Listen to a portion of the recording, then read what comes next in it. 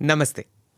જલસુ પોડકાસ્ટના એક ઓર ફ્રેશ એપિસોડમાં આપનું સ્વાગત છે. આજે જે વ્યક્તિ સાથે વાત કરવાના છીએ તેમણે ગુજરાતી સંગીતને જરા જુદા સ્તર પર લાવીને મૂકી દીધું છે. ગુજરાતી સંગીતને યુવાનોમાં લોકપ્રિય બનાવવામાં તેમના ઉપક્રમનું, તેમના વિચારનું બહુ મોટું પ્રદાન છે. અને આ વિચાર, આ ઉપક્રમ એટલે વારસો, જેમાં ગુજરાતી સંગીત, ગુજરાતી લોકસંગીત, ગુજરાતી ભજન સંગીત આ બધું જ જરા આજની શૈલીમાં, આજની પદ્ધતિમાં અને આજના યુવાનોને ગમે તે રીતે પ્રસ્તુત કરવામાં આવે છે.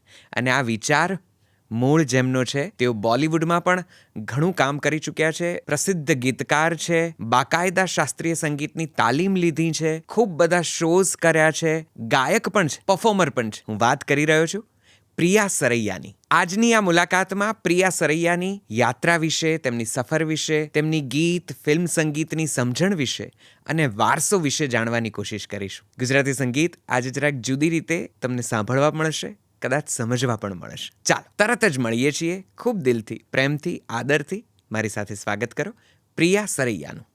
આપ સૌનું પણ સ્વાગત છે.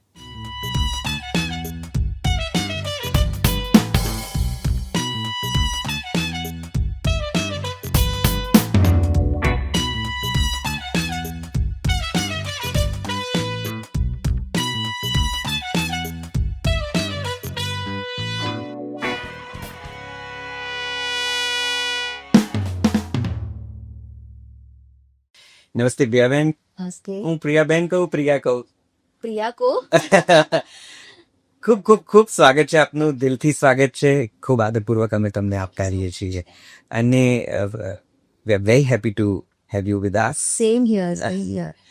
આજે ગુજરાતી સંગીતની મને એમ છે કે એટલી બધી કંઈક વાતો કરીએ તમારી સાથે, અને મને એ વાતનો બહુ જ હરખ છે, બહુ આનંદ છે કે તમે ગુજરાતી મ્યુઝિકને ગ્લોબલ પ્લેટફોર્મ પર કોન્ટેમ્પરરી વેમાં આજના યુથને પસંદ પડે એ રીતે એટલી સુંદર રીતે પ્રસ્તુત કર્યું છે. અને લોકો તમારા ગીતો ગાતા ગણગણતા થયા છે, રીલ્સમાં ટ્રેન્ડ કરે છે. સો many congratulations. So Raj, thank you. Means a lot. Coming from you, જે mutual respect as an artist, અને તમને અગર આવું ફીલ થતું હોય ગુજરાતી મ્યુઝિક માટે, સો આઈ એમ શ્યોર જેટલા પણ લોકો ગુજરાતી મ્યુઝિક સાંભળે છે અને એનાથી કનેક્ટેડ છે, આઈ એમ શ્યોર એ લોકોને પણ આવું જ ફીલ થતું હોય. અને યસ, એબ્સોલ્યુટલી. એટલે તમે જે મૂળ તમારો વિચાર છે વારસો, એ શબ્દ આ આખી વિભાવનાની એટલી સુંદર રીતે વ્યાખ્યાયિત કરે છે, જસ્ટિફાઈ કરે છે. ગુજરાતી સંગીતનો એક અદ્ભુત વારસો છે જેને તમે જુદી રીતે પ્રસ્તુત કરી રહ્યા છો. મારે વારસો વિશે તો ઘણી બધી વાતો કરવી જ છે, પર્ટિક્યુલરલી જ્યારે તમે એક ત્રીજી સિઝન લઈને આવી રહ્યા છો અને મને લાગે છે કે આપણો આ સંવાદ રજૂ થશે ત્યારે એના ગીતો આવી ચૂક્યા હશે ને ટ્રેન્ડ કરતા હશે, આઈ એમ શ્યોર. પણ પ્રિયા સરૈયાએ ગુજરાતી સંગીતને હાથમાં લીધું એ પહેલાંની જર્ની તો જરા વધારે જુદી અને બહુ મહત્વની છે. તમે કદાચ જો ભૂલ ના કરતા હો તો ટ્રિનિટી સ્કૂલ ઓફ મ્યુઝિકના મુંબઈ બ્રાન્ચમાંથી ક્લાસિકલ કે ઇંગ્લિશ મ્યુઝિક, વેસ્ટર્ન મ્યુઝિક જેને કહે છે એ શીખ્યા છો. તમે ગાંધર્વ મહાવિદ્યાલયમાંથી કદાચ વિશારદ કર્યું છે ઇન્ડિયન ક્લાસિકલમાં, અને તમે અહીંયા એટલે કે બોલિવૂડમાં એક્ટિવ છો એઝ અ લિરિસિસ્ટ, અને પછીથી સિંગર તમે એ પણ કર્યા. મને આ યાત્રા વિશે વાત કરો. એક નાનકડી માહિતી મારી પાસે એ પણ છે કે તમે કલ્યાણજી આનંદજીના ટ્રુપમાં એઝ અ ચાઇલ્ડ સિંગર, એમનું પેલો જે લિટલ વન્ડર્સ વાળી આખી ઓર્કેસ્ટ્રા થતી હતી એમાં પણ તમે હતા. તો કઈ રીતે આ બધું શરૂ થયું, ત્યાંથી ચાલુ કર્યું? શરૂ એકચ્યુઅલી બહુ જ અર્લી એજથી થયું. સ્કૂલમાં હતી અને મે બી ફર્સ્ટ ગ્રેડ. સો જે આપણી નોર્મલ, અને હું ગુજરાતી મીડિયમમાં ભણી છું, તો આપણી જે કવિતાઓ હોય ને, તો હું એને જનરલી એક ફર્સ્ટ સ્ટાન્ડર્ડના છોકરાઓ વાંચતા હોય કવિતા, પણ હું એને મારા રીતે કમ્પોઝ કરીને એને ગાતી એમ. તો જ્યારે ટીચર બોલે કે કવિતા વાંચો, તો હું એને સુરમાં અલગ એક મેલેડી કમ્પોઝ મનમાં બનાવીને એવી રીતે હું પ્રસ્તુત કરતી હતી. તો મારા ટીચરને એવું લાગ્યું કે આ કંઈક યુનિક છે. સો દે કોલ્ડ માય પેરેન્ટ્સ અને એમને કહ્યું કે આમાં કંઈક મ્યુઝિકલ ટેલેન્ટ છે, we don't know what it is, પણ અમને એવું લાગે છે કે આમાં આ બાળકમાં કંઈક ટેલેન્ટ છે મ્યુઝિક, તો તમે એને શીખડાવો મ્યુઝિક. તો એમણે જ મારા જે પ્રિન્સિપલ હતા એમણે મારા પેરેન્ટ્સને સજેસ્ટ કર્યા એ ક્લાસિકલ ટીચર કે સ્કૂલની બરાબર બાજુમાં જ એમનું ઘર હતું. અને બસ ત્યારથી એકચ્યુઅલી આ જર્ની શરૂ થઈ at the age of I think 6 કે 7. શું વાત કરો છો? ઓહો, એ તો બહુ ને નાની. સિંગિંગ શરૂ કર્યું શીખવાનું, અને સમાજના કાર્યક્રમો કે જે સ્કૂલના કોમ્પિટિશન્સ એમાં આગળ વધતા અને ગુજરાતી ગીતોથી જ મારી એકચ્યુઅલી શરૂઆત થઈ. જે ડાયરાઓ ત્યારે મુંબઈમાં ઘણા થતા. સો સમાજનો જ એક કાર્યક્રમ હતો, અને એમાં હું દરિયો રે ડોલે માજમ રાતનો ગીત ગાતી. અને જે પછી વારસોમાં પણ આવ્યું. પણ આવ્યું. યસ. તો પ્રવીણ પંચાલ કરીને એક બહુ સારા ગુજરાતી કલાકાર છે. એમણે મને સાંભળ્યા અને એમને ત્યારથી ડાયરાની મારી જર્ની શરૂ થઈ. ડાયરાથી મને કલ્યાણજી આનંદજીએ સાંભળ્યા, કે સ્કૂલ કોમ્પિટિશનથી મને એમણે સાંભળ્યા, અને ત્યારથી એમની સાથે મારી એક આખી જર્ની શરૂ થઈ કે એમના કેમ્પમાં મને શીખવાનો મોકો મળ્યો. સાધના સરગમ હોય, સોનાલી વાજપાઈજી, એ બધાની સાથે બેસીને, જાવેદ અલી, બધાની સાથે બેસીને હું મ્યુઝિક શીખી. અને એમની સાથે ઘણા બધા કોન્સર્ટ્સ કર્યા, ટૂર્સ કર્યા ઓલ ઓવર ધ વર્લ્ડ. એટલે એક બાજુ સ્કૂલ ચાલુ હતી અને એક બાજુ શોઝ ચાલી રહ્યા હતા.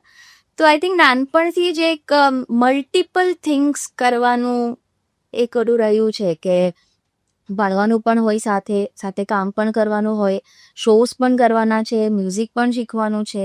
સો મલ્ટિપલ વસ્તુઓ કરવાનું એક આદત પડી ગઈ. Right. અને એક એવો ફેઝ આવ્યો લાઈફમાં કે ફિલ્મોનું જ્યારે મારી સચિન જીગર સાથે મુલાકાત થઈ, એ સમયે આર્થિક પરિસ્થિતિ ફેમિલીની બહુ સારી નહીં હતી.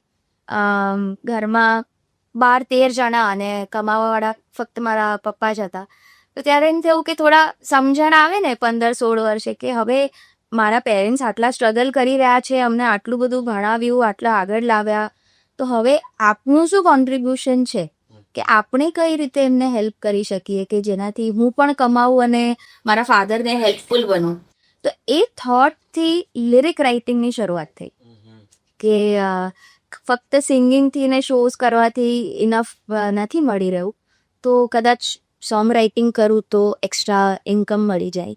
અને એ રીતે મારી મુલાકાત સચિન જીગર સાથે થઈ, અને ત્યારબાદ એ જર્ની ઓફકોર્સ એટલી બધી. એ જર્ની જરા જુદો વળાંકે લે છે. એ જીવનના એક તબક્કે જીગરભાઈ સાથે આપની મુલાકાત, સચિનભાઈ સાથે આપની મુલાકાત. પણ મને યાદ આવે છે જ્યારે તમે કલ્યાણજી આનંદજી વિશે વાત કરો ત્યારે સાધના સરગમ, સોનાલી વાજપાઈ ને અલકા યાજ્ઞિક, જો હું ભૂલ ન કરતો હોય તો આ ત્રણની ત્રિપુટીમાં એ પેલી ઓર્કેસ્ટ્રા નાઇટ જેવું પ્રકારનું કંઈક થતું, અને ખૂબ ગીતો, સાધનાબેનના ગીતો હોય કે સોનાલી વાજપાઈ, ખૂબ જાણીતા.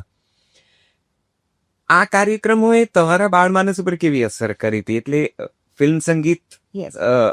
કારણ કે તમારી તાલીમ તો બધી એકદમ હા. શાસ્ત્રીય છે, અને ફિલ્મ સંગીતના માહોલમાં તમે પરફોર્મ કરતા હતા, તો ક્યારેય એવું ના થયું કે ક્લાસિકલ સિંગિંગ એને થોડું વધારે પરફોર્મ કરવું છે, કે કમર્શિયલ જેને કહેવાય છે પરફોર્મન્સીસ? ના, એકચ્યુઅલી એવું નથી.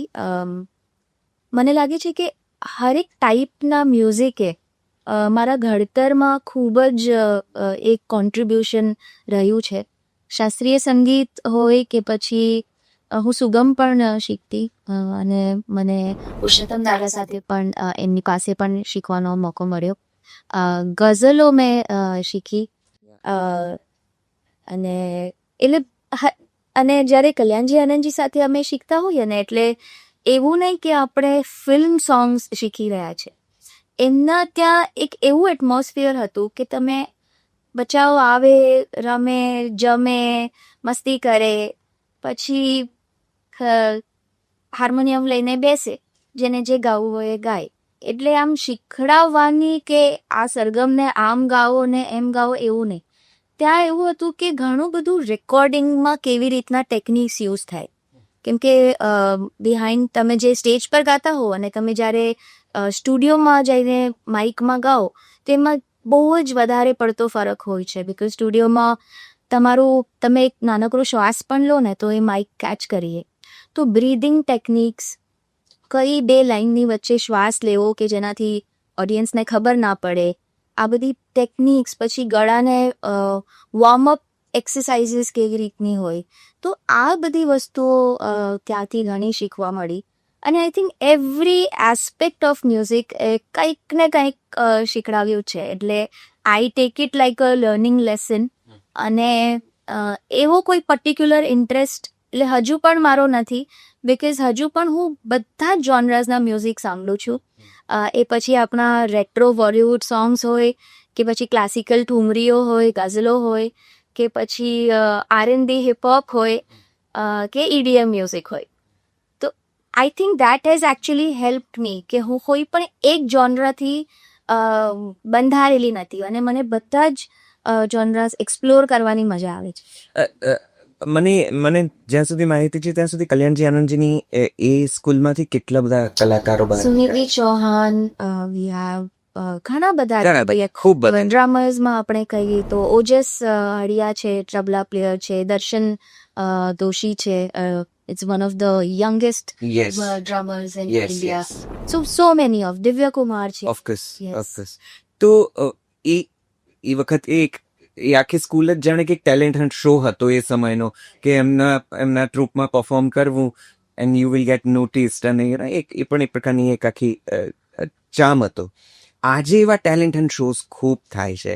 એ ઝી ટીવીના પેલા સારેગામાપાના શરૂઆતના એપિસોડ્સથી લઈને આજે જેટલા પણ જે પણ ચેનલ પર જે એમના કાર્યક્રમ પાયનિયર્સ એકચ્યુઅલી કલ્યાણજી આનંદજી જ જી. કહેવાય. યસ. તો એ સમયની તાલીમ જુદી હતી, આ સમયનો માહોલ જુદો છે, અને તમે ખૂબ યંગ ટેલેન્ટ સાથે કામ કરો છો. તમને તમારી તાલીમ કે તમારા ઉછેર સંગીતના ક્ષેત્રમાં અને આજની જનરેશનમાં શું તફાવત જોવા મળે છે? શું તમે નોંધ લો છો અને તમે એમને શું સૂચન કરવા માંગો છો કે જુઓ, કારણ કે આજે શોર્ટકટ્સનું પણ મહત્વ છે. એકાદ રીલ ટ્રેન્ડ થઈ જાય કે એકાદ ક્યાંક કોઈક ટેલેન્ટ હન્ટમાં એક નાનકડો ટુકડો જ માત્ર જે સરસ ગવાયો હોય એ ફરતો થઈ જાય, અને પછી સફળતા જાણે કે તમારા પગ ચૂમવા મળે અને પછી ખબર પડે કે આ તો બધું બહુ લાંબુ ચાલતું નથી. શું જોયું છે તમે આજના ટેલેન્ટ? સૌથી પહેલા તો પેશન્સ. એટલે હું મારા આઈ હેવ અ 8-year-old સન અને હું એને પણ એ જ કહેતી હોઉં છું કે પેશન્સ ઇઝ ધ કી. તમે જ્યારે મ્યુઝિક શીખવા બેસો, એટલે હું મારા જે સર હતા પંડિત સત્યનારાયણ મિશ્રાજી, એમની પાસે જ્યારે હું શીખતી તો હું જ્યારે એમને મળવા ગઈ, બહુ નાની હતી હું ત્યારે, 8-9-10 વર્ષની હોઈશ, અને એમણે 6 મહિના સુધી મને ફક્ત સાજ લગાડવાનું શીખડાવ્યું. 6 months, and I am not kidding, 6 months. અને એઝ અ ચાઇલ્ડ તમને પેશન્સ આમ પણ થોડું ઓછું હોય ને, તો ઓલવેઝ મમ્મીને કમ્પ્લેન કરું કે મમ્મા ખાલી ફોકટ સરને પૈસા આપે છે, એક જ સાજ તો લગાડે છે, દરરોજ જઈને હું સાજ લગાડું છું એમની પાસે. તો મમ્મી કે વાંધો નહીં, કાંઈ નવું શીખડાવશે, તું પેશન્સ રાખ. તો 6 મહિના સુધી મેં પેશન્સ રાખ્યા, અને 6 મહિના પછી જ્યારે એમને લાગ્યું કે આ સરગમ આખી ગાવા માટે છોકરી રેડી છે, ત્યારે એમણે મને આગળની એક્સરસાઇઝીસ આપી. તો આજે અગર હું હમણાં કોઈને કહું કે તમે આવીને બેસો અને 6 મહિના સુધી ફક્ત જેટલા ક્લાસીસમાં આવો, 1 કલાક તમારે ખાલી સાજ લગાડવાનો છે, તો મને નથી લાગતું કે હમણાંની જનરેશન આ કરી શકશે. કેમ કે ફાસ્ટ જોઈએ છે ને રિઝલ્ટ. આપણે પણ રીલ્સ જોતા હોઈએ, મ્યુઝિક ફર્સ્ટ 10 સેકન્ડ્સમાં અગર કાનને અપીલ નથી કરતું તો એ મ્યુઝિક છે જ નહીં, એટલે એ ટ્રેન્ડ જ નહીં થશે ક્યારે. એટલે એ પેશન્સ બહુ ઓછી થઈ ગઈ છે. અને આઈ થિંક કોઈ પણ આર્ટિસ્ટને આજે અરિજીત સિંહ આપણને કેમ ગમે છે, બિકોઝ એ 8-9 કલાક રિયાઝ કરે છે, પ્રેક્ટિસ કરે છે. આઈ એમ શ્યોર એ પણ 4 કલાક બેસીને સાજ લગાવતો હશે. I don't know, but I એમ અઝ્યુમિંગ કે રેખા ભારદ્વાજ છે, એમના હું પોડકાસ્ટ હમણાં સાંભળી રહી હતી કે મેં બેઠ કે સિર્ફ સા લગાતી હું. તો એ બહુ જ ઇમ્પોર્ટન્ટ છે, બિકોઝ એ તમને સારો સિંગર તો બનાવશે definitely, but it's like a meditation. અને ઇફ યુ આર તમે તમારા માઇન્ડથી કામ છો અને કન્ટેન્ટ છો, તો એ ડેફિનેટલી તમારા વર્કમાં ટ્રાન્સેન્ડ થશે. તો આ ટેલેન્ટ સાથેના જ્યારે નવી ટેલેન્ટ સાથે કામ કરો છો, કોઈ અળવિત્ર અનુભવ થયા, કોઈ થાય છે, ડેફિનેટલી થાય છે, બટ આઈ એમ ટ્રેન્ડ, શું કહેવાય કે હું બહુ પેશન્સથી કામ કરતી હોઉં છું. અને જેમ કે મેં 6 મહિના સા લગાવ્યો, તો તો બહુ મારા માટે બહુ ઇઝી વાત છે. કારણ કે પેલી શોર્ટકટ અને સક્સેસનો પણ એક જુદો મહિમા છે.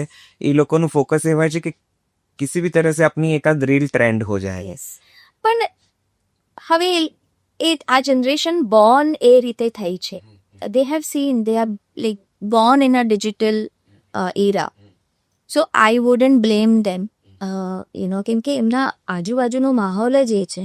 હું જે એરામાં બોર્ન થઈ છે ત્યાં ઘરે બેસીને સવારે દાદા હેમંત ચૌહાણના ભજનો વગાડે અને ક્યારેક સાંજે મારા પપ્પાના ફેવરેટ સિંગર મુકેશ છે તો એમને મુકેશ કે દર્દ ભરે સતાવાર ગાને એટલે મારું આખા દિવસમાં મ્યુઝિક કાને પડતું જ હતું. ઇવન ધો માય પેરેન્ટ્સ એટલે એ લોકો ટ્રેન્ડ સિંગર્સ કે આ ફિલ્ડમાં જરાય નથી પણ દે આર વેરી ગુડ લિસનર્સ. એટલે દાદાને પણ મ્યુઝિક સાંભળવું બહુ ગમતું. એટલે સો વોટ યુ થિંક, તમે મુંબઈના એક મેઇન માર્કેટમાં અને બહુ એક્ટિવલી મ્યુઝિક ઇન્ડસ્ટ્રી સાથે કામ કરો છો. Does this talent show helps to the talent? એ લોકોને એમની કરિયર ઘડવામાં મદદ મળે છે? કારણ કે એક સમય તો હતું કે એક જ ટેલેન્ટ હન્ટ શો કે બે થતા અને એમાંથી ઘણા બધા શ્રેયા ઘોષાલ, સુનિધિ ચૌહાણ પણ એમાંથી જ આજે લોકપ્રિયતાના શિખરો સુધી પહોંચ્યા છે.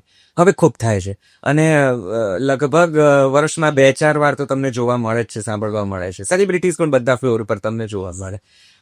આ આખું સેટઅપ ખરેખર કોઈની કરિયર બૂસ્ટ કરી શકે એટલું હેલ્પફુલ થાય છે. હમણાંના ટાઈમમાં મને લાગે છે કે કોઈ પણ આર્ટિસ્ટને એક વિઝિબિલિટી મળવા માટે જે પણ કરવું પડે એ એમણે કરવું જોઈએ. અને એના માટે આ ટેલેન્ટ હન્ટ્સ પણ જે થઈ રહ્યા છે, જે પણ કાર્યક્રમો આપણે જોઈએ છે ટીવીમાં, એ જ આર્ટિસ્ટ આજે ઘરે બેસીને અગર વિચારે કે મેરે કો કુછ કરના હૈ, મુझे કુછ બનના હૈ, મારે હું કેવી રીતના મારું મ્યુઝિક બહાર કાઢું, અને એ વિચારો લઈને બેઠા રહે, એની જગ્યાએ અગર ટેલેન્ટ હન્ટમાં જાય અને લાખો લોકો ટીવી પર એ ફેસને જુએ, ત્યાંથી એના સોશિયલ મીડિયા પર જાય, એના ફેન્સ બને, એને ફોલો કરે, તો ડેફિનેટલી એ સિંગર જે ઘરે બેસીને કાંઈ જ નથી કરી રહ્યા કે મૂંઝવણમાં પોતાનું આર્ટ બહાર નથી લાવી શકતા, એ લોકો માટે બહુ સારું લીડર છે ફોર શ્યોર. પણ જે લોકો એમાંથી વિનર્સ બનીને બહાર નીકળે છે, એમને જ્યારે કોઈ એક ગીત મળી ગયું ફિલ્મમાં ગાવા માટે અને ત્યારે એમને લાગે કે, અને પછી એ ગીત ચાલી ગયું અને ત્યારે એમને લાગે કે હવે તો અમે this is it, like I have made it, I have entered the industry. So that is wrong. કેમ કે એ તો જસ્ટ એક પહેલી સીડી છે, એ પહેલું પગથિયું છે. ઇન્ડસ્ટ્રીમાં કામ મળવું એ બહુ ડિફિકલ્ટ નથી. ઇન્ડસ્ટ્રીમાં સસ્ટેન રહેવું એ સૌથી મોટી ડિફિકલ્ટ વાત છે. વાહ. ગુજરાતી સંગીત તમને ખૂબ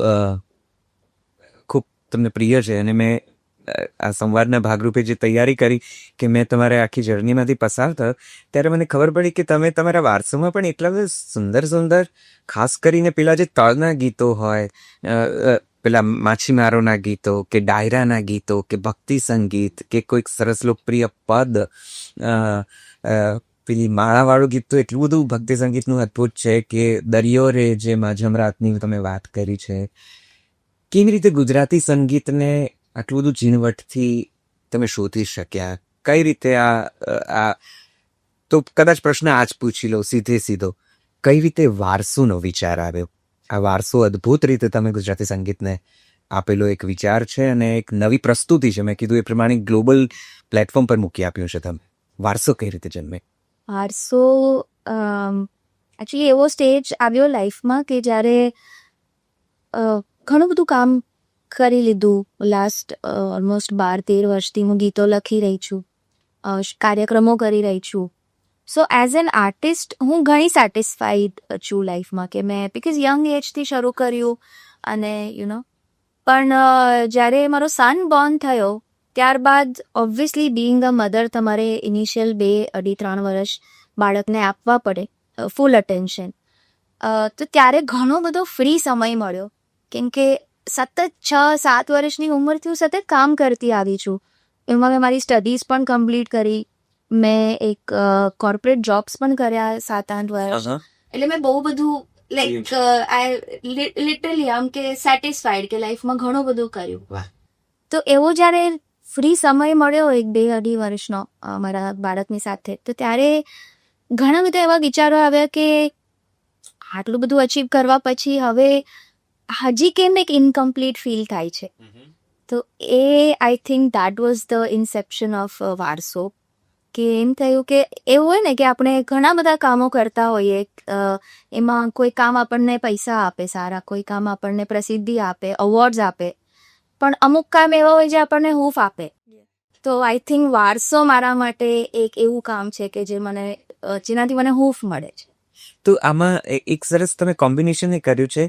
મેં કીધું એ પ્રમાણે પેલા તળના ગીતો અને વચ્ચે વચ્ચે તમારા ઓરિજિનલ લિરિક્સ અને નાના નાના ગીતોના ઇન્કોર્પોરેશન જેને કહેવાય એકના ટુકડા તમે જોડ્યા છે. અને એમ કરતાં એ ગીતો એની પેલી લોકસંગીતની પેલી એની જે રણક છે એ તો જાળવી જ રાખે છે, પણ એક નવો સાઉન્ડ, એક નવો વોઇસ પણ આપે છે, એક નવી ફીલ આપે છે. તો આ વિચાર કઈ રીતે પ્રગટ્યો અને મેકિંગ પર પણ થોડીક વાત કરો, કારણ કે ખાસું અર્બન કોન્ટેમ્પરરી યુથફુલ લોકોને ગમે એવું મેકિંગ છે અને આઈ એમ શ્યોર કે એ બધું તમારો ઘણો સમય લઈ લેતો હશે.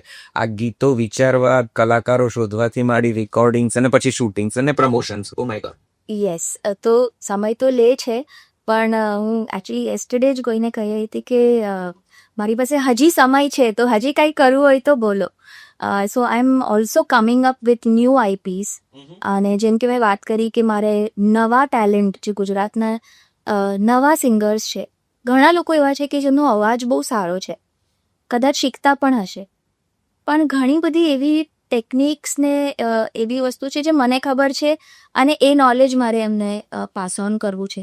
સો મારો એક પ્રયાસ છે કે હું એમના માટે કંઈક શરૂ કરું નવું. તો એના માટે આપણે may be will do another podcast. But ya, so વારસોના ગીતો માં જે નવા શબ્દો અને નવા કોમ્પોઝિશન અને yet maintaining the essence of જે આપણું ઓરિજિનલ ફોલ, જે આપણા રૂટ્સથી કનેક્ટેડ છે, એના પાછળ એક બહુ સ્વાર્થનો મારો ઓલું છે કે હું સેલ્ફિશ છું એમ કહી શકાય. કે જ્યારે હું નવા શબ્દો એડ કરું છું ને, ત્યારે માઇન્ડમાં એવો થોટ છે કે આપણે જે રીતે ઝવેરચંદ મેઘાણી છે કે જેટલા આપણા જૂના જાણીતા લેજેન્ડ્સ રાઇટર્સ છે, અવિનાશ સર છે, આ બધાને જે રીતે આપણે યાદ રાખ્યા છે, તો આવનારી જનરેશન માટે મારે એવું બનવું છે. તો મને જોઈએ છે કે એ લોકો મારા શબ્દોને કે મારા કોમ્પોઝિશન્સને પણ એ રીતે યાદ રાખે, અને મે બી 50-60 યર્સ લેટર કોઈ પોડકાસ્ટ કરતું હોય તો એમાં આ બધા નામો સાથે એક નાનકડું નામ મારું પણ જોડાય.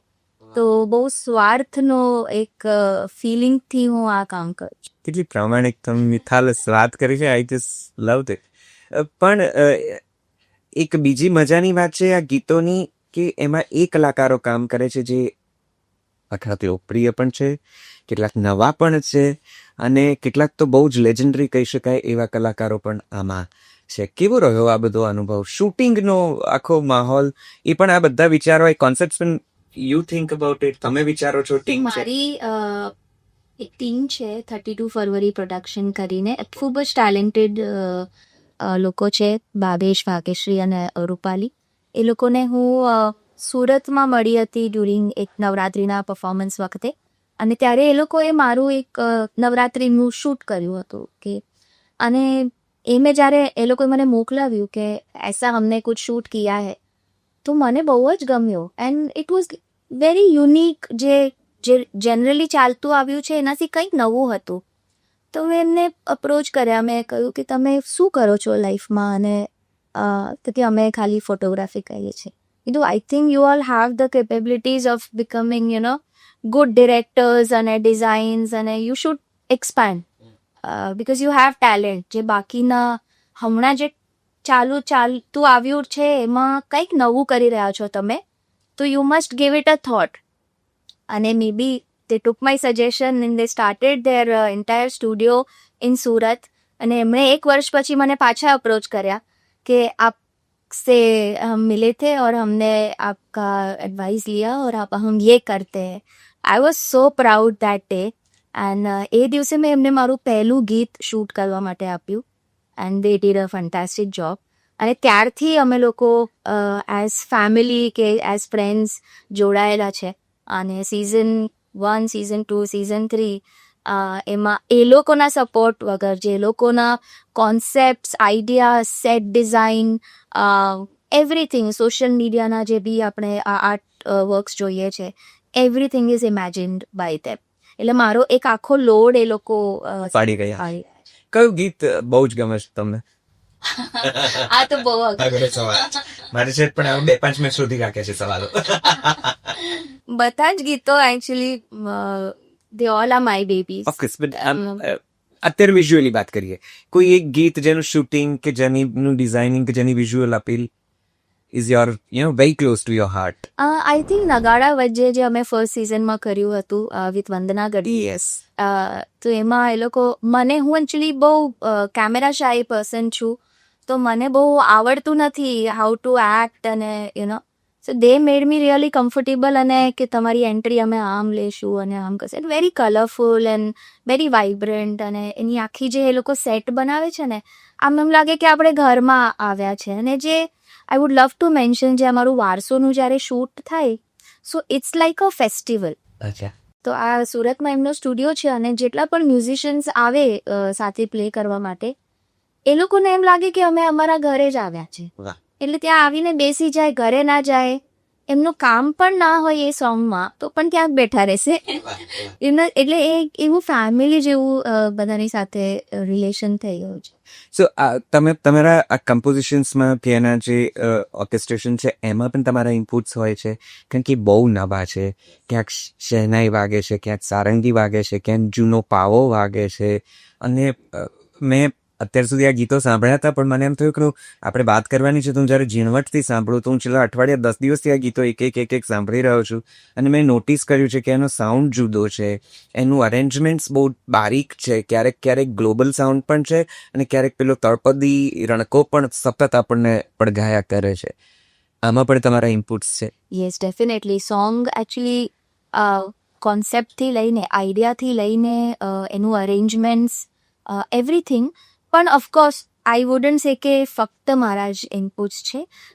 કોન્સેપ્ચ્યુઅલાઇઝ હું કરું, પણ એને એક્ઝિક્યુટ કરવા માટે મારી સાથે ઘણા લોકો જોડાયા. એમાંથી એક નામ છે જય મવાનીનો. ખૂબ જ સુંદર યંગ છોકરો છે, બડિંગ છે, એનર્જેટિક છે અને પેશનેટ છે. અને એને ઘણીવાર એવું, જેમ કે અમે દરિયો રે ડોલે સોંગ કરી રહ્યા હતા ને, તો એમાં કે મેમ આ દરિયો કેમ આટલો ડોલી રહ્યો છે, કે એ એવા સવાલો પૂછે આપણને કે એમ થાય કે હું તને એને શું કહું, ઝવેરચંદ મેઘાણીના. તો એ પછી ગૂગલ પર જઈને, યુટ્યુબ પર જઈને સર્ચ કરે કે અચ્છા, ઝવેરચંદ મેઘાણીએ લખ્યું છે, આનો શું મિનિંગ છે. તો ત્યારે એમ લાગે કે આ મારી ઓડિયન્સ છે, એ જે લોકો મારી સાથે કામ કરી રહ્યા છે, જે ગુજરાતી છે પણ એને ખબર નથી ઝવેરચંદ મેઘાણી શું છે, અને દરિયો રે ડોલે કેવી રીતના સર્જાયું, કેવી રીતે લખાયું. ને એ જ્યારે સર્ચ કરે અને એના માટે જાણે, અને એ એને ટચ કરી જાય ને પછી એના પર એ કામ કરે, એટલે એ આખી પ્રોસેસ છે. તો એમાં જય મવાનીનો ડેફિનેટલી બધા ગીતો, સિઝન 3ના પણ ગીતો એમણે પ્રોડ્યુસ કર્યા. Is a music producer. અને સાથે એક કોન્શિયસ એફર્ટ રહેતી હોય છે કે આપણે ઇન્સ્ટ્રુમેન્ટ્સના જે પીસીસ હોય, એટલે ગીત તો આપણે બનાવીએ, પણ એ હરેક મ્યુઝિક પીસ લોકોને યાદ રહી જાય એવો બને, કે જે એક પીસ વાગે અને એક ગીતની આઈડેન્ટિટી ક્રિએટ થઈ જાય કે આ રંગ મોરલા છે, કે આ વિછુડો છે. તો એ કોન્શિયસ એફર્ટ છે કે હરેક ગીતમાં અમે એક એવું ઇન્સ્ટ્રુમેન્ટ યુઝ કરીએ કે જે એ સોંગની આઈડેન્ટિટી બને છે. How do you choose the songs? કારણ કે બધા જ એકદમ કેચી, એન્ગેજિંગ, અને હુકલાઇન જેને કહેવાય, ભલે લોકપ્રિય છે, વિછુડો હોય કે કોઈ પણ હોય, રંગ મોરલા હોય કે વગેરે, પણ હાઉ ડુ યુ ચૂઝ કે યે ચલેગા? ચલેગા તો કોઈ નહીં ડિસાઈડ કરી શકે, but because I feel every song has it's on audience. આજે મને એક કોઈ ગીત સાંભળવું ગમતું હોય, પણ તમને કદાચ એ આલ્બમમાંથી બીજું જ ગીત હશે જે તમને વધારે પ્રિય હશે. તો બધા ગીતોની એક ઓડિયન્સ ડેફિનેટલી હોય છે. અને how do I choose a song, તો એ આઈ થિંક હરેક આર્ટિસ્ટ સાથે ટાઈમ સ્પેન્ડ કરીને આર્ટિસ્ટને પણ શું કરવું છે, because this is like a platform કે જેનો સારો ઓડિયો બનવાનો છે, સારું મ્યુઝિક પ્રોડક્શન થવાનું છે. આપની સાથે જે મ્યુઝિશિયન્સ ઇન્વોલ્વ થાય છે, એ બધા ફિલ્મોમાં જે વગાડી રહ્યા છે એ મ્યુઝિશિયન્સ આપણા ગુજરાતી ગીતો વગાડે છે. એટલે એ જ્યારે એક આર્ટિસ્ટને ખબર પડે કે this is like a platform, અને એ લોકો પછી પોતાનો એક ખજાનો ખોલીને આપી દે મને કે જો મારે આ કરવાની ઈચ્છા છે કે મારે આ કરવાની ઈચ્છા છે, તો it is not completely my decision. આર્ટિસ્ટની સાથે બેસીને જેમ કરીને ટાઈમ સ્પેન્ડ કરીને આર્ટિસ્ટને શું કરવું છે એમનું થોટ પ્રોસેસ જાણીને આખું એક ગીત પર અમે આવીએ કે ચલો આ એક કોમન ગીત છે કે જેમાં કંઈક નવું એડ કરી શકાય ને આઈ થિંક આપણને ગમે છે તો લોકોને પણ ગમશે. તો એ રીતે આખું એક સોંગ સિલેક્શન. ગમવાની વાત તો એવી પણ છે કે તમારા ગીતો એટલા બધા પસંદ પડી રહ્યા છે, લોકો પોતાના પેડિંગ્સમાં અને ક્યાંક ને ક્યાંક બહાર જતા હોય કે રીલ્સમાં જુદી જુદી રીતે એને ટ્રેન્ડ કરે છે, એની સાથે મેકિંગ કરે છે. ગુજરાતી ઓડિયન્સની પણ તમે ઘણી ખૂબીઓ જોઈ હશે. યસ. મને વિશ્વાસ છે થોડી ખામીઓ પણ નહોતી. આપણા ગુજરાતીઓ ગુજરાતી સંગીતને કઈ રીતે જુએ છે? કારણ કે એક આખો સમય એવો ચોક્કસથી રહ્યો છે, અને આપણે હમણાં વાત કરતા હતા એ પ્રમાણે કે ગુજરાત બહુ એકદમ ડાયવર્સિટી છે આપણે ત્યાં સખત. એટલે એક લોક ડાયરાનો પણ પાછો એક જુદું એક પ્રદેશ છે. બે પ્રદેશમાં ઉત્તર ગુજરાત હોય કે કાઠિયાવાડ હોય કે ઇવન કચ્છ હોય, ત્યાં જુદું જુદું પ્રકારનું આમ બધું સરખું લાગે પણ છતાં જુદું છે. સાઉથ ગુજરાતમાં જાઓ તો એક જુદો સાઉન્ડ છે, વડોદરા અમદાવાદનો એક જુદો રણકો છે. આ બધાની વચ્ચે ગુજરાતીઓ પોતાના સંગીત સાથે કનેક્ટેડ છે અને આમ જુદાઈ થઈ ગયા છે. છેલ્લો એક 10 વર્ષનો ગાળો તો એવો આવ્યો કે આપણી પાસે જૂના ગુજરાતી કે ફિલ્મી ગીતો કે ડાયરાના થોડાક લોક ગીતો સિવાય કશું હતું જ નહીં. તો ગુજરાતી ઓડિયન્સને કઈ રીતે ગુજરાતી સંગીત સાથે કનેક્ટ થતા તમે જોયું છે ને તમારા પ્રયત્નો અદભુત રહ્યા છે. આ ફક્ત ગુજરાતી ઓડિયન્સ નહીં પણ હું ઓવરઓલ જનરલી બધી જ ઓડિયન્સની વાત કરું તો એઝ આઈ સેડ કે જે ટ્રેન્ડમાં છે, હવે એ ગીત આપણે મોબાઈલ ઓપન કરીએ અને એક ગીત વાગે, કે આપણે ટીવી ઓન કરીએ અને એક ગીત વાગે, ગાડીમાં જતા હોય રેડિયો ચાલુ કરીએ અને એ જ ગીત વાગે, તો there is constant hammering which is happening. જે ગીતોના પ્રમોશન્સ થતા હોય છે એમાં કે ઓડિયન્સ કો યહી સુનાઓ, આજ વાગવું જોઈએ આખો દિવસ. એટલે જે કોન્સ્ટન્ટ હેમરિંગ થાય છે ગીતોનું, એનાથી એવું થાય છે કે ક્યાંક ને ક્યાંક ઓડિયન્સને ઇન્ફ્લુઅન્સ કરી જાય છે કે આજે એક ગીત ટ્રેન્ડમાં છે તો હું એના પર જ રીલ્સ બનાવીશ કે જેનાથી મારી રીલ પણ ટ્રેન્ડમાં આવે. સો એ જે અપ્રોચ છે ઓડિયન્સનો, એના લીધે ઘણા આર્ટિસ્ટોને ઘણું સુંદર કામ કરી રહ્યા છે, પણ એ અનનોટિસ્ડ છે because they are not able to promote those songs. તો મને લાગે છે કે એઝ એન ઓડિયન્સ અગર આપણે થોડોક ઇવોલ્વ થઈએ અને નવા મ્યુઝિકને કે નવા ટેલેન્ટેડ આર્ટિસ્ટને તમે કાંઈ ના કરો, તમે એકવાર એનું ગીત સાંભળો અને એના પર જઈને કોમેન્ટ્સ કરી આવો, યુટ્યુબ પર કરો, એમના ઇન્સ્ટા પેજ પર કરો, because for that artist that's a very big motivation કે મારું ગીત કોઈકને ટચ કર્યું અને કોઈકે એના પર સમય કાઢીને 2 લાઈન લખી કોમેન્ટ્સમાં. It's a very big thing for an artist. તમારો અનુભવ શું કહે છે? ગુજરાતી યુથ કયા પ્રકારનું સંગીત માંગે છે? પોપ્યુલર મ્યુઝિક તો ઓલવેઝ ચાલે જ છે, એટલે એ તો છે જ. અને આપણા ગુજરાતી ગરબા, લોકગીતો, આઈ એમ સો ગ્લેડ કે ઘણા બધા આપણા આર્ટિસ્ટો મોટા મોટા કોન્સર્ટ્સ કરી રહ્યા છે અને 2-2.5 કલાક 3 કલાક ફક્ત ગુજરાતી ગીતો ગાઈને ઓડિયન્સને હોલ્ડ કરી રહ્યા છે. It's a great achievement. And જેટલા પણ આર્ટિસ્ટો ઇન્ડસ્ટ્રીના કામ કરી રહ્યા છે, ખૂબ જ સરસ કામ કરી રહ્યા છે અને એનાથી યુથ ઘણું કનેક્ટ થયું છે, which is a very good thing. ભલે એ યુથ ફક્ત ત્યાં જેમ કે કોલ્ડ પ્લે માટે આપણે જોયા ને કે ગીતો પણ નથી ખબર પણ ઓડિયન્સ પહોંચી ગયું ત્યાં, તો મે બી ઘણો શો શા ને બધું છે કે અમે આ પર્ટિક્યુલર કોન્સર્ટમાં ગયા, એક સેલ્ફી મૂકી દીધી અને we are in trend now. Right.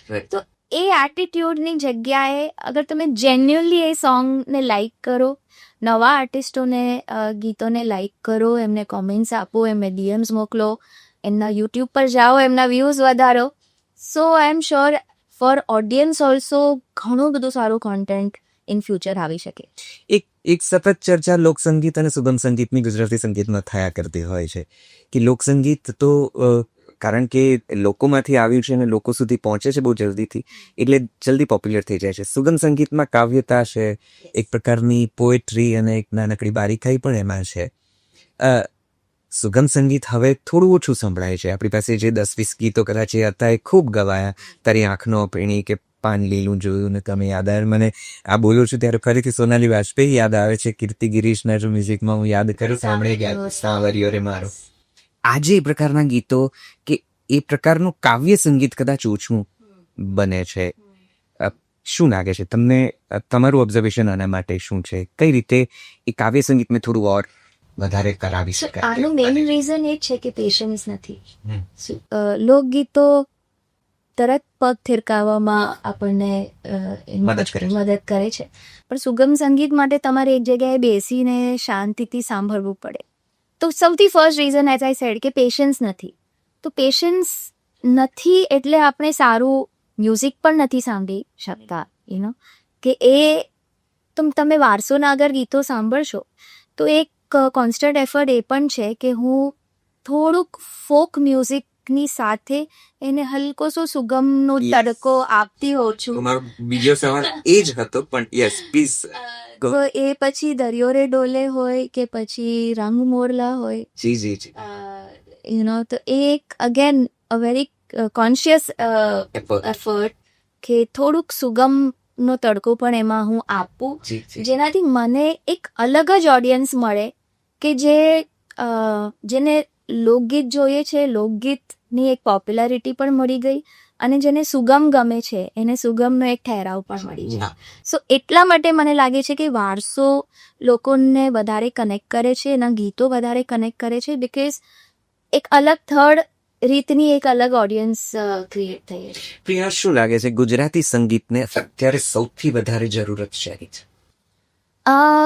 સારી ઓડિયન્સની ફોર શ્યોર, અને કેમ કે કલાકારો તો ઘણા સારા છે, લેજેન્ડ્સ પણ છે, અને યુથમાં પણ everybody is doing their best કે જેનાથી લોકો સુધી ગુજરાતી સંગીત પહોંચે. They all are trying their best, we all are trying our best કે આપણે આને જાળવી રાખીએ. તો કોશિશ અને એફર્ટ બધા જ કરી રહ્યા છે, પ્રયત્નો બધા જ કરી રહ્યા છે, પણ ક્યાંક ઓડિયન્સના રીતે આપણે પાછળ પડી રહ્યા છે. કે ગુજરાતી ઓડિયન્સ સ્વીકારતી નથી આપણા ગીતો? કેવું? સ્વીકારે છે, પણ આજે તમે મોસ્ટલી લોકોની રીલ્સ જુઓ, કે હું એમાં પોતાને પણ ગણીશ કે આજે હું ટ્રાવેલ કરતી હોઉં અને મારે એક રીલ બનાવી હોય તો જલ્દીથી કોઈ એક ઇંગ્લિશ ગીત નાખી દઈશ. તો તમે આજે બીજી કમ્યુનિટીઝ જોશો તો પોતાના મ્યુઝિકને, જે કેવું પંજાબી મ્યુઝિકની વાત કરું, ઇટ્સ અ કમ્યુનિટી એફર્ટ કે જેનાથી પંજાબી મ્યુઝિક આજે ગ્લોબલ પ્લેટફોર્મ પર it's become like a global music. બધી સીમાઓ એણે તોડી નાખી છે. અરે મારે ગુજરાતી મ્યુઝિક માટે મારું વિઝન એ જ છે કે આપણે another maybe few years and મને જોઈએ છે કે આપણા ગુજરાતનો કોઈ આર્ટિસ્ટ જેને કોચેલા ટાઈપની ટૂરમાં પરફોર્મ કરીને આવે. તમે આવું કહો છો ઓડિયન્સ વિશે જ્યારે આટલી કદાચ રિમાર્ક કરો છો, ધારો કે એનો રીલ ફરતી થશે ને ટુકડો પડશે તો લોકો તૂટી પડશે, તમને ખ્યાલ છે કે ના? આઈ હેવ ફૂલ ટ્રસ્ટ લોકોમાં, અને આઈ એમ શ્યોર કે એ લોકોએ મને તો ઘણો જ પ્રેમ આપ્યો છે, મારા ગીતોને ઘણો જ પ્રેમ આપ્યો છે, બટ જે ઓનેસ્ટી છે મારા કામમાં, અગર હું હમણાં વાત કરતા વખતે એને ડાયલ્યુટ કરી નાખું તો મારી ઓનેસ્ટી મારા કામમાં ટ્રાન્સલેટ નહીં થાય. એટલે મને લાગે છે કે ઓડિયન્સે પણ નવા ગુજરાતી કલાકારોને, નવા સંગીતને થોડા વધારે પોંખવાની, વધારી દેવાની. બિકોઝ હું તમને વારસોના જ ગીતોનું એક્ઝામ્પલ આપું. સો મને જોઈએ છે કે હું ઘણા બીજા નવા કલાકારો સાથે કામ કરું, પણ આજે જ્યારે હું એના સ્ટ્રીમિંગ નંબર જોઉં કે યુટ્યુબ વ્યૂઝ જોઉં, નવા આર્ટિસ્ટો જે મેં પ્રીવિયસ સિઝનમાં પણ જેમની સાથે કામ કર્યું એ બહુ જ ઓછા છે. તો હું પાછળ નથી પડી રહી, ઓડિયન્સ પાછળ પડી રહી છે નવા કલાકારને એ દરજ્જો આપવામાં. એટલે આપણા તો કોન્સ્ટન્ટ એફર્ટ છે કે બધાને ઇક્વલ પ્લેટફોર્મ મળે, અને આપણે જે જેન્યુઅનલી ટેલેન્ટેડ છે એને ડેફિનેટલી સર આંખ ઉપર બેસાડવાની વાત છે. તમે પંજાબી ગીતોનું એક ઉદાહરણ આપ્યું ને બહુ એક વ્યક્તિગત ઓબ્ઝર્વેશન મારું પણ એવું રહ્યું છે. મારે તો તમને આ પણ પૂછવું છે કે ફિલ્મી ગીતો જ્યારે તમે લખો છો, કારણ કે બહુ સુંદર ગીતો, તમારું એક આખું એટલું અદ્ભુત લિસ્ટ છે, 100થી વધારે ગીતો કદાચ અત્યાર સુધીમાં તમે લખી ચૂક્યા હશો, અને એ જેમાં ઘણા ગીતોમાં પંજાબી ટચ છે. ફિલ્મ ઇન્ડસ્ટ્રીમાં પણ પંજાબી ગીતો વધારે બને છે, કાં તો એવું માની લેવામાં આવે છે કે આ ગીતો વધારે ચાલશે અથવા તો થોડા વધારે લોકોને પસંદ પડશે. તમારા લખાણમાં પણ એ પંજાબી ટચ કેમ આટલો બધો તમે ઇન્કોર્પોરેટ કર્યો છે? એ પ્રોડ્યુસરની ડિમાન્ડ હોય છે કે તમારામાંથી જેવું નીકળે છે કે ના આવું કંઈક? અને આપણે જ્યારે તમે આટલા એક્ટિવ છો ફિલ્મ ઇન્ડસ્ટ્રીમાં ત્યારે, અને ગુજરાતી ભણવું આટલું બધું તમારા રગે રગમાં છે, ત્યારે કોઈ ગીતો થોડા વધારે ગુજરાતી લહેકાવાળા, ટોકાવાળા, શબ્દોવાળા કેમ નથી આપ લખતા? પંજાબી મ્યુઝિક મને પર્સનલી બહુ જ ગમે છે. ઓનેસ્ટલી હું બહુ પંજાબી મ્યુઝિક સાંભળું છું, કેમ કે હું સૂફી મ્યુઝિક બહુ સાંભળું છું, અને સૂફી મ્યુઝિકમાં પંજાબીનો ઘણો ટચ છે. હું ઉર્દુ શીખી છું 7 વર્ષ સુધી, અને એક એ ઉર્દુ, પંજાબી, પાકિસ્તાની જે છે ને એ નેચરલી નીકળી આવે છે. Correct. So being like fan of Punjabi music, એ પછી કોઈ પણ જોનરા હોય પંજાબીમાં, ફોક હોય કે સૂફી હોય કે એમના ટપ્પા હોય કે એમનું વેડિંગ સંગીત હોય, હું બધી જ રીતનું મ્યુઝિક પંજાબી સાંભળું છું. અને ત્યારથી એકચ્યુઅલી એ વિચાર આવ્યો કે પંજાબીનું ફોક આટલું રિચ છે અને આજે આ લેવલ સુધી પહોંચી ગયું, તો આપનું ગુજરાતી ફોક પણ એટલું જ રિચ, અને આપણું લિટરેચર કદાચ એનાથી વધારે વિશાળ છે. એબ્સોલ્યુટલી. તો આપનું મ્યુઝિક કેમ પાછળ પડી રહ્યું છે?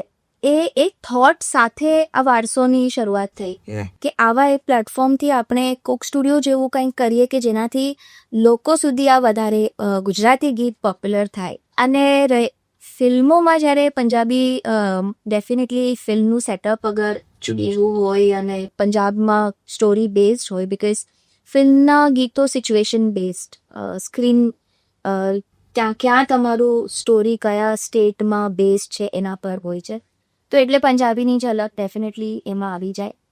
તો ઘણી વાર એવું થાય છે કે કાનપુરનો માહોલ હોય, યુપીનો માહોલ હોય, તો પણ પેલું but that is the demand from, હા, એ જ છે કે લોક ડિમાન્ડને આપણે માલવીને કરવું પડે. અને એ છે, અને બીજું એ છે કે એઝ આઈ સેડ કે પોપ્યુલર મ્યુઝિક જે ચાલુ છે લોકોને એ જ જોઈએ છે. ડિરેક્ટર, પ્રોડ્યુસર, એક ફિલ્મ સોંગમાં મેની ફેક્ટર્સ આર ઇન્વોલ્વ. એક તો તમારે એની જે સ્ટોરી છે એને કેટર કરવાની છે, ડિરેક્ટરની જે એક ડિમાન્ડ છે એને કેટર કરવાનું છે, મ્યુઝિક કમ્પોઝરની અલગ એક વિઝન છે એને તમારે કેટર કરવાનું છે.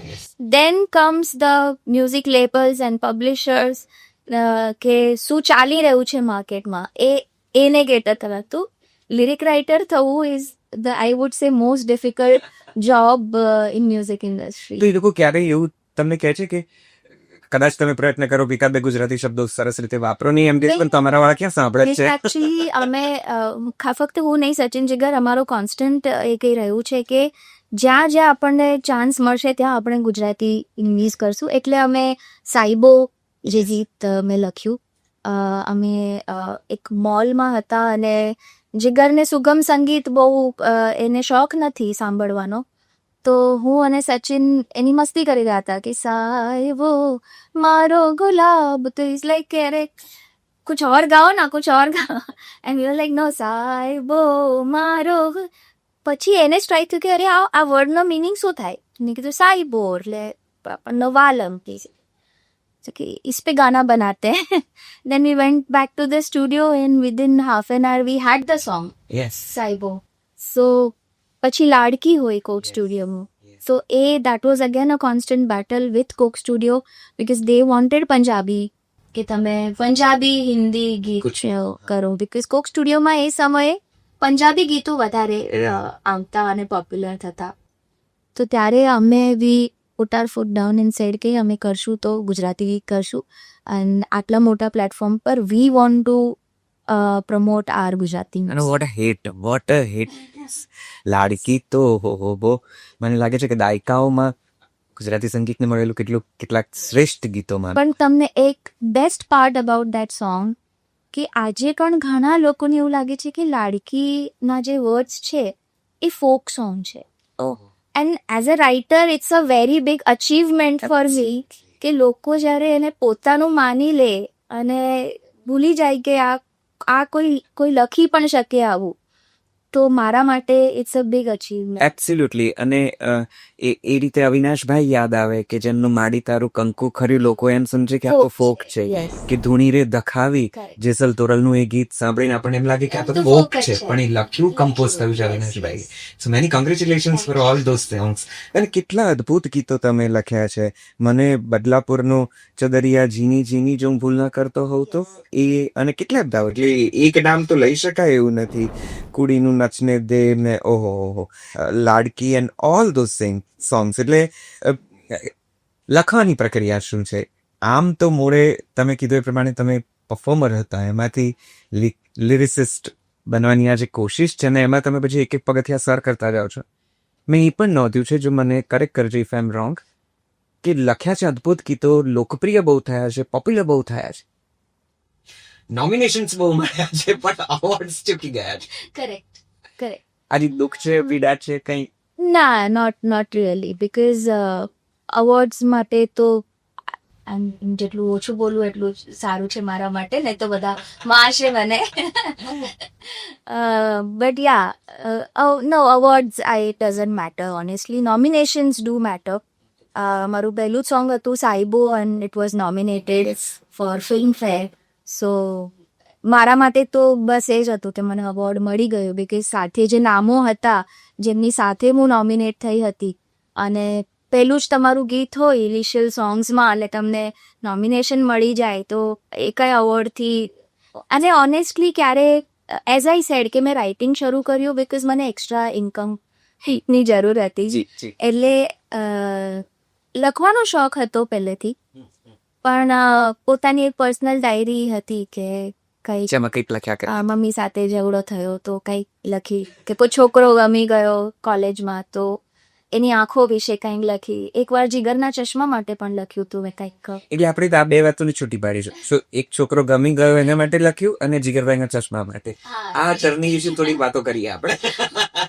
એટલે લખવાનો શોખ હતો, પણ ક્યારે પર્સનલ એટલે પોતાના માટે લખો અને એક્સપ્રેસ કરો how you are feeling, what you are feeling. પણ ક્યારે ગીતો લખી શકીશ એ કોન્ફિડન્સ હતો નહીં.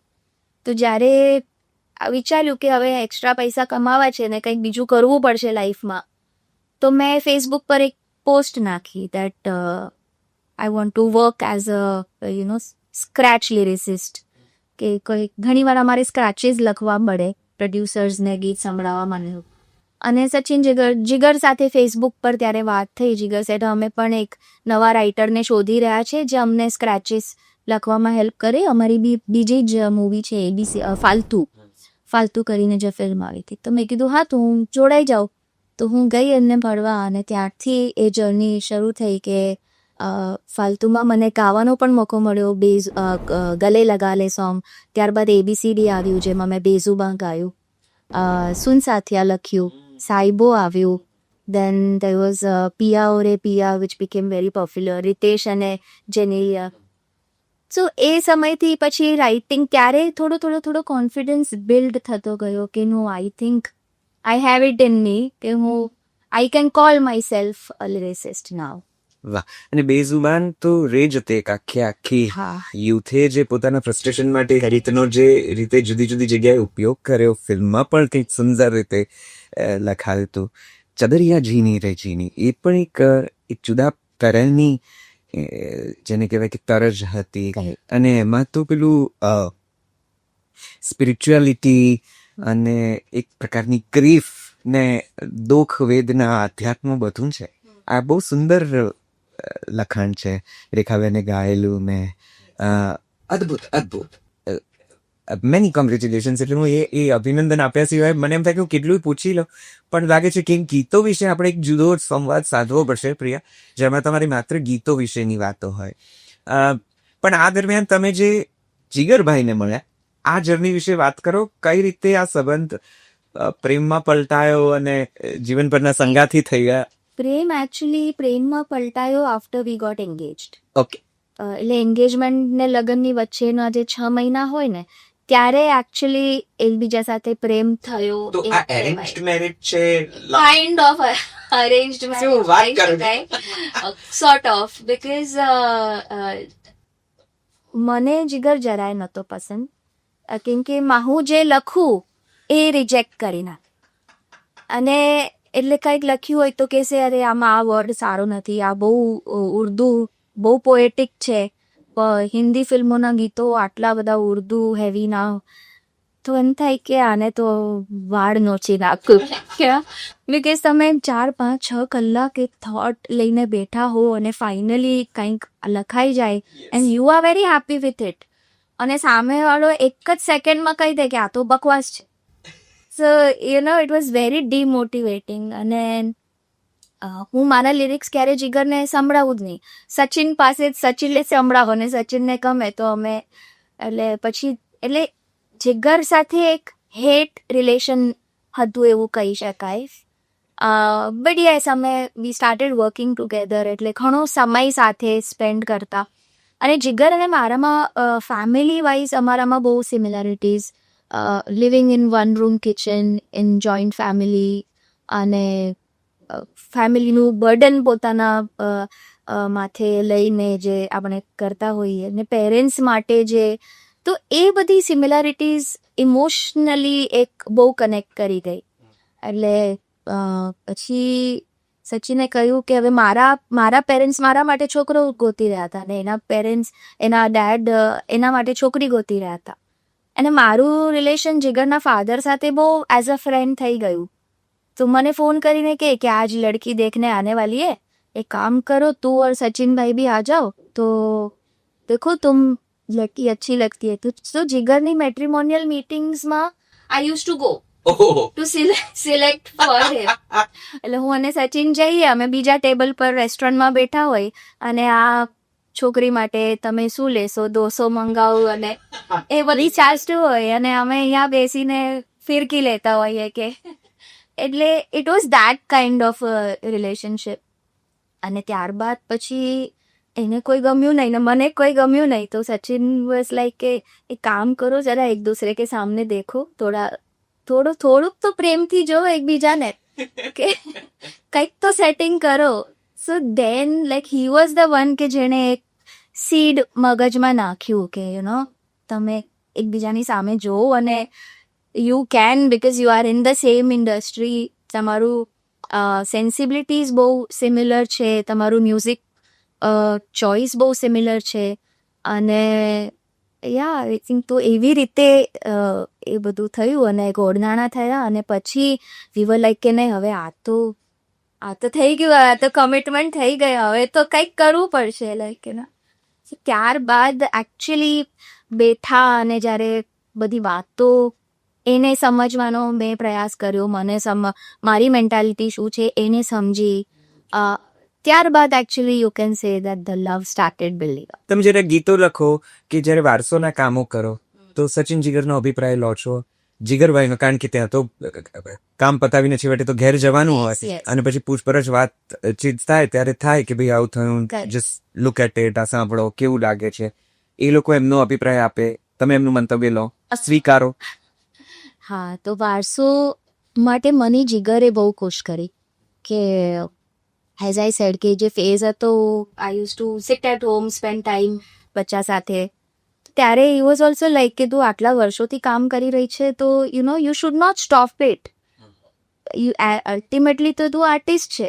તો એને ખૂબ જ મોટિવેટ કરી કે તારે કરવું જોઈએ, અને ડેફિનેટલી વોટ એવર સપોર્ટ આના માટે જે પણ તને જરૂર પડે. તો હી વોઝ વેરી લાઈક શું કહેવાય કે ધેર ફોર મી. અને હજુ પણ જ્યારે ક્યાંક અટકું, જીગર આમાં તબલા નાખું કે એડ કરું કે નહીં કરું, will it make it to traditional અને લૂઝ ધ એસેન્સ, તો એ મને હેલ્પ કરે કે હા બરાબર છે, કે આને અલગ રીતે પ્રોડ્યુસ કરો, કે આને આ રીતે કરો. તો ઓફકોર્સ બિકોઝ એ વ્યક્તિ પોતાના કામ માટે એટલો બધો પેશનેટ છે, અને sometimes as an artist, not as a wife, as an artist I feel કે એના જેટલું પેશનનો 10% પણ મારામાં હોય, so I can still do much better work. Sachin Jigar વારસોમાં કોઈ ગીત ક્યારે લઈને આવશે? બસ તો આ મીડિયમથી આપણે કહી દઈએ કે એમને જલ્દી કરવું પડશે, અને Absolutely. ઘણા લોકો વેઇટ કરી રહ્યા છે. એબ્સોલ્યુટલી, એ લોકો એમના ઇન્ડિવિજ્યુઅલ પ્લેટફોર્મ ઉપર કે ચેનલ્સ પર તો કંઈક ને કંઈક કર્યા કરે છે, પણ વારસો સાથે સચિન જીગર, પ્રિયા સરૈયા, અમે બધાને એક સાથે જોવા ચોક્કસથી માગીશું. અમે બહુ ઉત્સુક છીએ. જલ્દી તમે આ કામને હાથમાં લો અને પાર પાડો. તમે કોપીરાઇટિંગ સાથે, કોપીરાઇટ્સ સાથે થોડા વધારે સંકળાયેલા છો. તમે એ વિશે પણ ખાસી જાણકારી ધરાવો છો. આના વિશે જરા ફોડ પાડીને થોડીક વાત કરો, જો થોડી ઘણી માહિતી આપી શકો તો.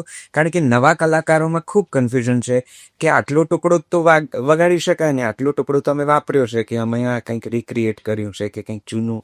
લોકસંગીતમાં હજી એવા ઘણા કોન્ફ્લિક્ટ્સ થાય છે કે લોકો એમ કહે છે કે આ લોકસંગીત છે, પછી કોઈ ટેબલ પાસે જાય ને પછી લેબલ કંઈક કેસ કરે કે કંઈક જ્યુડિશિયરી મેટરમાં જતું રહે બધું.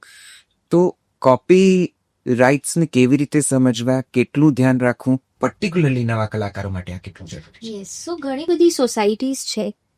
દેર is IPRS, which is Indian performing rights society, જે કમ્પોઝર્સ, લિરિસિસ્ટ અને જે પબ્લિશર્સ હોય છે એ લોકોના રાઇટ્સ પ્રોટેક્ટ કરે અને રોયલ્ટીઝ બેઝિકલી ડિસ્ટ્રીબ્યુટ કરે.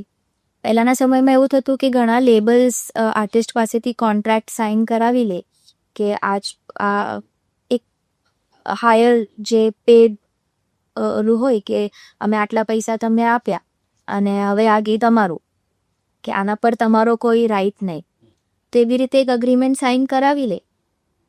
તો ગવર્મેન્ટે એક એવો લો પાસ કર્યો કે ઇવન તમે ગીત લેબલનું થઈ જવા પછી પણ કમ્પોઝર અને લિરિસિસ્ટને એમની જે હકની રોયલ્ટીઝ છે એ લોકો ડિઝર્વ કરે છે. તો એમણે પેપર પર લખીને પણ આપી દીધું હોય તો પણ કમ્પોઝર અને લિરિસિસ્ટ જે ક્રિએટર્સ છે એ પર્ટિક્યુલર સોંગના, એ લોકોને રોયલ્ટીઝ લાઈફ ટાઈમ સુધી મળે. એટલે આ બધા જે લોસ છે એનાથી ઘણા લોકો અવેર નથી કે આ તમારો હક છે as a composer, as a lyricist. અને now for singers also there is ISRA, ISAMRA actually, એમાં મ્યુઝિક પ્રોડ્યુસર્સ પણ આઈ થિંક ઇન્વોલ્વ છે. સો આવી બધી ઘણી બધી સોસાયટીઝ છે અને ઇન્ટરનેટ પર બધી જ ઇન્ફોર્મેશન છે and they are very helpful. તો એઝ અ કમ્પોઝર અને as a lyricist you must become members અને તમને તમારી રોયલ્ટીઝ મળી શકે.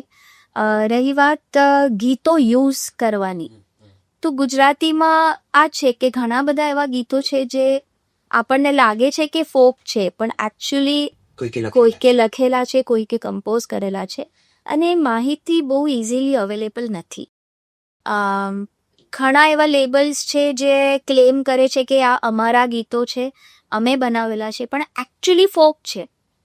એટલે હવે આ એક કન્ફ્યુઝન છે અને ઘણા લોકો આનાથી, એઝ એન આર્ટિસ્ટ હું પોતે પણ ઘણીવાર મને લાગે કે આ ગીત ફોક છે અને એકચ્યુઅલી જો તો ફિલ્મમાં યુઝ થયું છે, પણ જે ફિલ્મમાં પણ યુઝ થયું છે એ પણ પાછું ફોક છે. તો એ બહુ કન્ફ્યુઝન છે. અને એમ કે છે ને 70, 80, 60 નો દોર એવો હતો જ્યારે જે ફોકના ગરબા હતા, જે રેગ્યુલરલી પેલી ગરબીઓમાં કે મંડળીઓમાં ગવાતા હતા, એ બધા કોઈક ને કોઈક રીતે ફિલ્મમાં આવ્યા. જી, એટલે હવે પેલા લેબલનો એની માલિકી પણ બતાવે છે, આમ પાછું ફોક છે. એટલે આ બહુ જ ગુજરાતી મ્યુઝિક માટે, ગુજરાતી મ્યુઝિકમાં છે. અને એઝ ઓફ નાઉ તો મને એનું સોલ્યુશન નથી દેખાઈ રહ્યું honestly, because as an artist હું પોતે પણ આ પ્રોબ્લેમ ફેસ કરી રહ્યું છું. ઘણા એવા ગીતો છે જે મારે વારસોમાં વાપરવા છે પણ because there is a confusion તો હું એને ટચ નથી કરી શકતી. એક બીજું એક કન્ફ્યુઝન આ ચાલે છે કે 5 સેકન્ડનો ટુકડો તો કોઈ પણ વાપરી શકે અથવા તો એનો યુઝ કરી શકાય. આ સાચું છે કે ખોટું છે કે 5-7 સેકન્ડ તો યુઝ કરી શકાય? કારણ કે મને જ્યાં સુધી સમજ છે, એક કોપીરાઇટ લોયરે મને એવું સમજાવ્યું હતું કે કોઈના ઘરનો એક નાનકડો ટુકડો પણ તમારે વાપરવો હોય તો એને પૂછવું તો પડે ને. એ 1 મીટરનો હોય કે એક નાનકડી ટાઇલ્સ જેટલો. ક્રેડિટ આપવી પડે for sure, but I think you can some seconds, I am not sure 3 seconds, 5 seconds or 10 seconds, કંઈક અમુક seconds I think we can use. Okay, ચાલ. આ બધા સવાલો પછી થોડા ક્વિક સવાલો બહુ જ નાના નાના છે પણ મન છે કે તમે જરાક એના નિખાલસતાથી જવાબો આપો. તમે સોંગ રાઇટર છો, સિંગર છો અને ઇન અ વે કમ્પોઝર પણ છો જ, તો તમારા પ્રિય ગીતકાર ફિલ્મ ઇન્ડસ્ટ્રીમાંથી, આનંદ બક્ષી સર. તમારું પ્રિય ગીત? ઘણા બધા. બે પાંચ. એક ઓ સાથી રે તેરે બિના ભી ક્યા જીના મારું સૌથી પ્રિય ગીત છે. અને એકચ્યુઅલી ઘણા મારું પોતાનું લખેલું ગીત સુન સાથિયા મારું ખૂબ ફેવરેટ છે.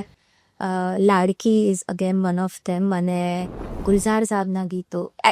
It's a long list, sorry I can't choose one. I am sure. બોલિવૂડમાંથી ફેવરેટ સિંગર? પહેલા લેજન્ડરીની વાત કરી લઈએ. Mukesh. Okay. As I said, મારા ફાધર, મેં મુકેશ સાહેબને બહુ સાંભળ્યા છે. અને જે pain, like as an artist we thrive for pain, કે જે દર્દ ભરે ગાને, લાઈક મોસ્ટ ફેવરેટ. અત્યારના કન્ટેમ્પરરી અરિજીત સિંહ. સચિન કે જીગર? I would say Sachin. પણ ઘરે માર પડશે તો આપો. ગુજરાતી કલાકારોમાંથી જેની સાથે તમે કામ કર્યું છે, એમાંથી કોઈ એક સિંગર જે તમારો ખૂબ પ્રિય, જેની સાથે તમે કામ કર્યું છે? આદિત્ય ગઢવી અને Kirtidan Gadhvi. I think A ઇમેન્સ contribution છે એમનો. Aditya because of course is become the youth icon, અને એઝ અ પર્સન ઓલ્સો, જેમ કે તમે જોવો છે હરેક સિઝનમાં આપણે વારસોમાં એમની સાથે ગીત કરીએ છીએ. તો સમય કાઢીને, વ્યસ્ત સ્કેડ્યુલમાંથી પણ સમય કાઢીને મ્યુઝિક પ્રત્યે જે એમનો લગાવ છે અને ગુજરાતી સંગીત પ્રત્યે જે એમનો લગાવ છે, એ આઈ થિંક ઇટ્સ કમેન્ડેબલ. જેની સાથે કામ નથી કર્યું પણ દૂરથી જોયા કરો છો કે અરે વાહ કેટલું સરસ ગાય છે? એવાથી પણ મારે ગૌરાંગ વ્યાસ ની સાથે એકવાર ડેફિનેટલી, બીકોઝ યસ. એ તો બહુ જલ્દી કરી પૂછવી. અચ્છા, લેજન્ડરી ગુજરાતી કમ્પોઝર કોઈ પ્રિય? અવિનાશ યસ. અને ઘણા બધા actually, Kalyanji Anandji also, I think બહુ સુંદર ગુજરાતી ગીતો એમને પણ આપ્યા છે આપણને. ગુજરાતી લેજન્ડરી પ્રિય સિંગર? પ્રફુલ્લ દવે. ઘણા બધા. અગેન તમે બહુ ટફ ક્વેશ્ચન પૂછી રહ્યા છો. કોઈ એક? અને પ્રફુલ્લ દવે ડેફિનેટલી પોપ્યુલર ગીતો ઘણા આપ્યા એમણે. અને ખૂબ જ પ્રિય અગર હું ભજન સંગીતમાં કહું તો હેમંત ચૌહાણ, કેમ કે એમના ગીતો સાંભળીને હું મોટી થઈ છું. એટલે સવારે વર્ષો સુધી મેં સવારે ઊંચી મેળી તે મારા સંતની સાંભળ્યું છે. પ્રિય ગુજરાતી ગીત? સાવરીઓ રે મારો. થોડું ગાઈ શકો? સાવરીઓ રે મારો, સાવરીઓ, કે હું તો ખોબો માંગુ ને દઈ દે દરિયો, ખોબો માંગુ ને દઈ દે દરિયો. પ્રિયા, તમે ગઝલની વચ્ચે વાત કરી. અમે તમારા fusion, folk, Hindi music, Hindi songs તો બહુ સાંભળ્યા છે. જો તમને ગઝલ પસંદ હોય તો એક કામ ગણી શકો તમારી કોઈ પસંદીદા ગઝલ? કઈ ગઝલ ગાઉં? Then we suggest where I'm blank actually. Chitra Singh? Sure, yes, of course. એટલે ગુજરાતી કોઈ બી ગઝલ. ગુજરાતી કે હિન્દી? હિન્દી પણ ચાલશે, ઇટ્સ ઓકે. તમને પ્રિય જે કોઈ તે? બહુ બધી ગઝલો છે એટલે સહી ડિફિકલ્ટ લાગતું. रंजिशी सही दिल ही दुखाने के लिए रंजिशी सही. વાહ વાહ વાહ. વારસો 3 આ સિઝન જે તમે હમણાં જ રજૂ કરી ચૂક્યા છે, એમાં શું ખાસ છે? શું નવું છે? શું નવું ઓફર કરી રહ્યા છે? શું વેરાયટી લઈ આવે છે? વારસો લાઈક એવરી સિઝન એક પ્રયાસ રહે છે કે કંઈક નવું અને કંઈક જુદું કરીએ, but at the same time આપણા રૂટ્સથી કનેક્ટેડ રહીએ. તો વારસોના જે ગીતો છે એના માટે હું વેવેલાઈ અરે ગીત માટે એ સંગને કહું કે એ ગીત છે ગણપતિ વંદના છે આપની રાવત રણસિંહની જે લખેલી છે પ્રથમ પહેલા સમરીએ સ્વામી તમને ગુંડાળા. તો આ ગીત શંકર મહાદેવન સરે ગાયું છે અને એક જ મેં એમને ફોન કર્યો અને કીધું સર એક ગુજરાતી ગીત તમારા અવાજમાં નથી સાંભળ્યું અમે અને ગુજરાતી ઓડિયન્સ વેઇટ કરી રહી છે. એન્ડ હી સેડ ભેજો like you know he was so excited to sing Gujarati and he said કે થેન્ક યુ કે તમે આવું ફોક મ્યુઝિકથી મને ઇન્ટ્રોડ્યુસ કરાવ્યો. So extremely grateful to him. અને સાથે ઓફકોર્સ નાના બાળકો છે આ ગીતમાં જે પહેલી બંને સિઝનમાં પણ હતા. તો એક અગેન એક પ્રયાસ છે કે બાળકોને આ બધા આપણા જે ગુજરાતી ગીતો છે સિમ્પલ રીતે એમને પ્રેઝન્ટ કરવામાં આવે કે જેનાથી એ સાથે ગાઈ શકે સ્કૂલોમાં કોમ્પિટિશન્સમાં you know as a prayer કે હિન્દી ગીતોની જગ્યાએ થોડા ગુજરાતી ગીતો પણ એ લોકો ગાય. બીજું ગીત છે ગીતાબેન રબારી સાથે પ્યારો લાગે અગેન રાજસ્થાન આપણા બોર્ડરથી છે અને ઘણું રાજસ્થાનનું ઇન્ફ્લુઅન્સ ગુજરાત પર અને ગુજરાતનું રાજસ્થાન પર છે. તો એક રાજસ્થાની ગુજરાતી ગીતનું કોમ્બિનેશન કર્યું છે. અગેન અ વેરી યુથફુલ અને આઈ થિંક યુથને ઘણું ગમશે આ ગીત. Then there is third song Aghori music સાથે. ખૂબ જ ટેલેન્ટેડ છે ત્રણેય જણા એન્ડ એક્સ્ટ્રીમલી ટેલેન્ટેડ અને રો છે. એમનું જે રીતે એ લોકો ગુજરાતી સંગીતને જોઈ રહ્યા છે એમનો દ્રષ્ટિકોણ જ અલગ છે અને આઈ થિંક કંઈક એક સ્પેશિયલ એક સ્પાર્ક છે એમાં જે લોકોને બહુ જ ગમે છે અને અમે માતાજીનો ભેળિયો ગીત લઈને આવી રહ્યા છે એમની રેપ સ્ટાઇલમાં અને મારા એક સોફ્ટ અંદાજમાં. Okay. Then we have fourth song છે મારું કીર્તિ સાગઠિયા સાથે કોલેબોરેશન કર્યું છે મેં અને કીર્તિભાઈએ ગાયું છે. આવી રૂડી સોંગ છે. બહુ આ ગીત માટે નહીં કહીશ ખૂબ જ કેમ કે આ ગીત સાંભળવા માટે લોકોને પેશન્સની જરૂર છે. એક સ્લો ટેમ્પોનું ખૂબ જ રોમેન્ટિક અને એક ઇન્સ્ટ્રુમેન્ટ છે રબાબ કાશ્મીરી ઇન્સ્ટ્રુમેન્ટ છે એનો યુઝ આ ગીતમાં આપણે કર્યો છે એટલે Kashmiri instrument with Gujarati folk song કંઈક અલગ એક કોમ્બિનેશન તૈયાર થયું છે એન્ડ આઈ વુડ રિક્વેસ્ટ કે બધા આને આરામથી પેશન્સથી આ ગીતને એન્જોય કરે. ત્યારબાદ છે મારા હરીને ક્યાં જોવા જાઉં રે મેરણ રાત પડી જે શ્રેયા ઘોષાલ અને ભાવનાબેન લાબડિયાએ ગાયું છે. સો જ્યારે ભાવનાબેન સાથે મારી મુલાકાત થઈ એમના ઘરે ગઈ હતી એમ કીધું ભાવનાબેન હું ભજન શોધતા આવી છું મને ભજન કરવું છે આપની સાથે. તો એમણે એવો ખજાનો મારી સામે વિશાળ ખોલીને આપ્યો. મેં પહેલું ગીત સાંભળ્યું એમના મોઢેથી અને મેં કીધું આ અવાજને મેચ કરવા માટે મારી કોઈ કેપેબિલિટીઝ નથી. So I will not collaborate with her. I need એવો એક અવાજ જે એક લેજન્ડને જસ્ટિફાય કરી શકે. સો એક સોંગ માટે શ્રેયા ઘોષાલ સાથે ફેમ સોંગ માટે મુલાકાત થઈ હતી અને ત્યારે એમણે મને કહ્યું કે મેં तुम्हारा वारसो बहुत सुनती हूँ वारसो के सारे गाने मुझे पसंद है तो तुम मुझसे क्यों गुजराती गाना नहीं गवाते. તો મારા માટે બેસ્ટ મોમેન્ટ હતી કે મેં કહ્યું ચલો મારા પાસે ગીત રેડી છે અને ત્યારે મેં એમને ભાવનાબેનનો અવાજ સંભળાવ્યો and she said I would love to do this song તો પ્લીઝ તું મારી પાસે ગવડાવજે આ ગીત and that's how she became part of Vaarso. વાહ. એન્ડ શી હેઝ પ્રોમિસ્ડ કે એક સિઝન નહીં પણ આગળ ઘણા સિઝનમાં મારે ગુજરાતી ગીતો વધુ ગાવા છે અને ગુજરાતી ઓડિયન્સનો પ્રેમ મને બહુ મળતો આવ્યો છે બટ હું ક્યારે એમના માટે ગાઈ નથી શકી તો આઈ would love to say. Shreya ઘોષાલનું એક ગીત મને અહીંયા યાદ આવે છે જેમણે ગુજરાતીમાં ગાયું છે શ્યામલ સૌમિલના સ્વરાંકનમાં હસ્તાક્ષર આલ્બમમાં એમણે ગાયું છે. હા શીર્ષક એ ત્રણ એ બે ગીતો કદાચ ગાય છે પણ એ પછી કાંઈ એમનું કોન્ટ્રીબ્યુશન. યસ. તો ઇટ વોઝ વેરી સ્વીટ કે શી સેડ કે મારે હજી ગીતો ગુજરાતીમાં એક્સપ્લોર કરવા છે. સો એ એક છે અને પછી લાસ્ટ જે ગીત છે અમારું છઠ્ઠું ગીત વરસાદ it's a completely original composition જે મેં કમ્પોઝ કર્યું છે લખ્યું છે અને આદિત્ય સાથે અમે ડુએટ.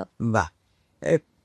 લાલચ તો એવી થાય છે કે તમારી જોડે કંઈક હજી ગણગણાવું તો સાંભળવું, અને વારસોમાંથી આ ત્રણેય સિઝનમાંથી તમને જે થોડું વધારે પ્રિય હોય ને તમને મજા પડી હોય તમારા કંઠમાં અમને કંઈક સંભળાવો. આમ તો બધા જ ગીતો પ્રિય છે. એઝ આઈ સેડ તે ઓલ આર માય બેબીઝ, અને ખૂબ જ ટાઈમ બધા ગીતો પાછળ સ્પેન્ડ કરું છું અને કરતી આવી છું. પણ સૌથી પ્રિય યસ ડેફિનેટલી મારા હરીને ક્યાં જોવા જાઉં રે વિરન રાત પડી, બિકોઝ એક ઇમોશન મને ભજનો બહુ પ્રિય છે, એટલે મારું થોડુંક એક બાયસ છું ભજન તરફ, તો yes I would love to sing. Please. કે મારા હરીને ક્યાં જોવા જાઉં રે વેરણ રાત પડી, મારા હરીને ક્યાં જોવા જાઉં રે વેરણ રાત પડી. વાહ પ્રિયા, તમે જ્યારે હિન્દી ફિલ્મ ઇન્ડસ્ટ્રીના બધા કલાકારો સાથે કામ કરો, એમનો ગુજરાતી મ્યુઝિક પ્રત્યેનો શું રૂખ હોય છે, શું મંતવ્ય હોય? એઝ આઈ સેડ કે જ્યારે હું શ્રેયાજીને મળી તો એ લોકો બહુ અવેર હોય છે કે શું ચાલી રહ્યું છે એમના અરાઉન્ડ, એટલે રિજનલ મ્યુઝિકને કોઈ પણ ભાષા હોય, ફક્ત ગુજરાતી નહીં, રિજનલ મ્યુઝિકને હવે લોકો બહુ પસંદ કરી રહ્યા છે. આજે આપણે ટ્રેન્ડ્સમાં પણ જોઈએ તો ઘણા બધા રિજનલ સોંગ્સ આપણને સાંભળવા મળે છે. ઇવન કોક સ્ટુડિયોએ આખું એક કોક સ્ટુડિયો ભારત શરૂ કર્યું કે જેમાં હરેક પ્રાંતના રિજનલ મ્યુઝિકને કે ત્યાંના ફોકને they want to promote, because એક ઓડિયન્સ ક્રિએટ થઈ રહી છે જે લોકો everybody wants to go back to their roots. Right. So I think ફક્ત ગુજરાતી નહીં, ઓવરઓલ એક નવી મુહિમ શરૂ થઈ છે to promote regional music, and I am glad કે આપણે વારસોની શરૂઆત પણ રાઈટ ટાઈમ પર કરી અને મને ઓડિયન્સનો ખૂબ પ્રેમ મળે. જલસો એ ગુજરાતી મ્યુઝિક અને પોડકાસ્ટ એપ છે. વારસો સાથે અમે કોઈ પણ રીતે સંકળાઈ શકીએ, અમે તમારી કોઈ પણ મદદે આવી શકીએ, તમારા પડખે ઊભા રહી શકીએ, તો અમને જણાવજો, અમને ખૂબ ગમશે. ડેફિનેટલી આ as I said it's a collaborative effort. As artist અમારાથી જેટલું થઈ શકશે અમે ડેફિનેટલી ટ્રાય કરી રહ્યા છે, બટ એઝ ઓડિયન્સ અને as all mediums I would say કે જલસો જે એક મીડિયમ છે, ટેલિવિઝન હોય, રેડિયો હોય, બધા મીડિયમ, બધા આર્ટિસ્ટો, બધા ઓડિયન્સ જ્યારે કોલેબરેટ થઈને ગુજરાતી મ્યુઝિકને સેલિબ્રેટ કરશે ત્યારે ગુજરાતી મ્યુઝિકનું સ્તર એક અલગ લેવલ, એક અલગ જ હશે. અને આઈ કાન્ટ વેટ કે આપણે બધા ત્યારે હોઈએ કે એ ગુજરાતી મ્યુઝિક જ્યારે એ સ્તરે પહોંચે ત્યારે આપણે બધા એને જોઈ શકીએ. Thank you very very much. વારસોની આ સિઝન માટે, આવનારી સિઝન્સ માટે, દરેક નવા ગીત, નવા વિચાર, નવા શબ્દો માટે ખૂબ શુભકામનાઓ, ખૂબ અભિનંદન. જલસો પર તમે આવ્યા, અમને ખૂબ આનંદ. Thank you. Thank you very much Priya. ચાલો ત્યારે સૌથી પહેલું કામ શું કરશો હું કહું. સૌથી પહેલું કામ તો મારી ચેનલ પર છો તો આ જ કહીશ, અમને શેર કરવાના, સબસ્ક્રાઇબ કરવાના, અમને નોટિફાય કરવાના, આવું બધું. બીજું કામ આ કરવાનું, જઈને તાત્કાલિક વારસો 3 લખવાનું, સર્ચ કરવાનું, ટાઈપ કરવાનું, અને આ બધા જ ગીતો જેના વિશે પ્રિયાબેને આટલી બધી સુંદર વાતો કરી છે એ સાંભળી લેવાના. કારણ કે મોડે તો આપણી ભાષાના ગીતો છે, આપણા ગીતો છે. તમે નહીં ઉપાડો તો કોણ ઉપાડશે? વધાવી લેજો. આ જાન તમારા બારણે આવી છે, કકુચો ખાથી અને પોખજો. અને હું તો કહું છું પરણી જ જજો આ ગીતો, ઘરે લઈ જજો. ગુજરાતી ભાષાના અદ્ભુત વ્યક્તિત્વ સાથે આ ચેનલ ઉપર, આ પોડકાસ્ટ પર સંવાદ થતો રહેશે. તમે એક મૂળ કામ આ પણ કરો, અમારી ગુજરાતી મ્યુઝિક અને પોડકાસ્ટ એપ જલસોને please play store, app store પરથી ડાઉનલોડ કરો અને તમારો પ્રેમ. અત્યારે રજા લો છો, આવજો, નમસ્કાર.